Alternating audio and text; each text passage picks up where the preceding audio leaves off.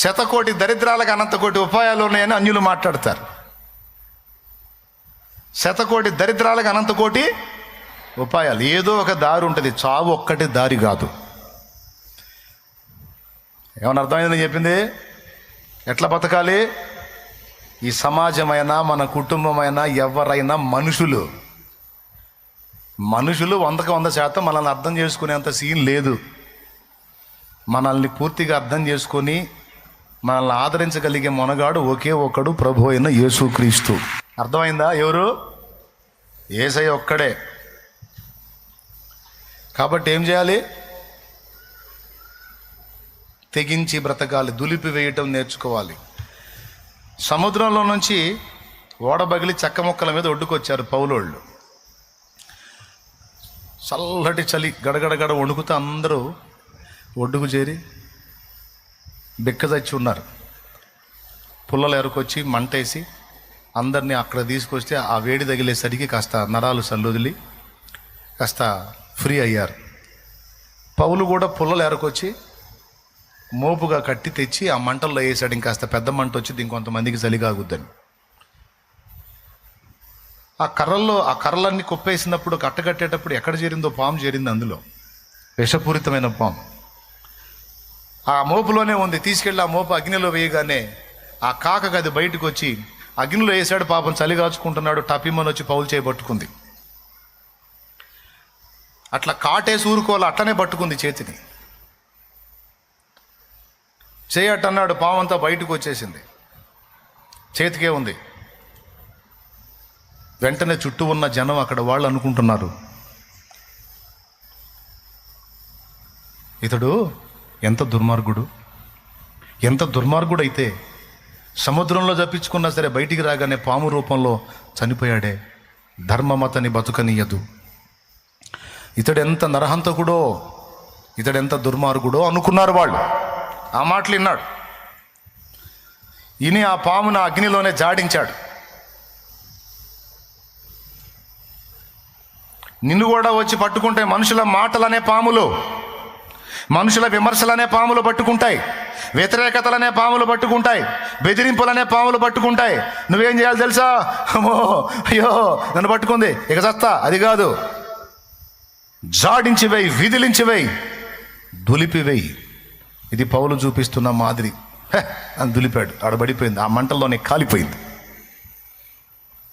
చలి కాచుకుంటూ అట్టనే కూర్చున్నాడు. కనీసం దాన్ని తీయలేదు, ఏమీ చేయలేదు. 10 నిమిషాలు చూశారు, నురుగులు కక్కుకొని పడి చేస్తాడని. పావు గంట చూశారు, ఏమీ లేదు. అరగంట చూశారు, ఏమీ లేదు. గంట చూశారు, ఏమీ లేదు. అప్పుడు అన్నారు, ఇతడు ఒక దేవత, ఇతడు ఒక దేవత. ఊరి ఇప్పుడే కదురా నరహంతకుడు ఏంట్రీ? ఊరి గంట తిరిగేసరికి దేవుడు ఎట్టయ్యాడ్రా? నాలుక. ఏమయ్యా, ఈరోజు నిన్ను దూషించే నోళ్ళు రేపు నిన్ను పొగుడుతాయి. పొగడవని గ్యారెంటీ ఇస్తావా? ఈరోజు బాగా నిన్ను ఆకాశానికి ఎత్తేవాళ్ళు రేపు అధపాతాళానికి తొక్కొచ్చు. తొక్కరాని గ్యారెంటీ ఇస్తావా? పొగడతకు పొంగటం, విమర్శకు కృంగటం రెండూ తప్పే. పొగిడారా, అది నిన్ను బట్టి కాదు, దేవుడు నీకు తోడై ఉన్న దాన్ని బట్టి. దేవునికి చెల్లించే మహిమ. విమర్శించారా, నీకు తోడై ఉన్నోడు బలవంతుడు. ఆ విమర్శించిన నోళ్ళు నిన్ను పదే పదే పొగిడేటట్టు చేయడానికి సమర్థుడు. కాబట్టి ఏం చేయాలి? దేవునికి అప్పగించి దులిపివేసి, వాళ్ళ మాటల విమర్శలని దులిపివేసి. సమాజమన్నా లక్ష్య పెట్టొద్దు, కుటుంబ సభ్యులన్నా లక్ష్య పెట్టొద్దు, బెదిరింపులకు భయపడొద్దు. నేను చెప్తున్నా, నువ్వు పరిగెత్తే కొద్దీ సమాజము నిన్ను తరిమిద్ది, మనుషులు నిన్ను తరుముతారు, నిన్ను ప్రశాంతంగా బతకనివ్వరు. అదే ఈ సమాజ నైజం, సాతాను తత్వం. విరుగుడేందో తెలుసా? దేవుని చేతబట్టడం, సమాజానికైనా కుటుంబానికైనా దేనికైనా ఎదిరించి నిలబడటం. లేకపోతే ఇబ్బంది పడతావు బిడ్డ. వాడు నీలో అధిక సున్నితత్వాన్ని తీసుకొచ్చి నిన్ను నాశనం చేస్తాడు. దిగులులో, భయములో, విచారములో, చింతలో, ఆవేదనలో నిన్నుంచి చివరికి నువ్వు ఆత్మహత్య చేసుకునేటట్టు చేస్తాడు. లేవా పరిష్కారాలు, లేవా దారులు, లేవా మార్గాలు?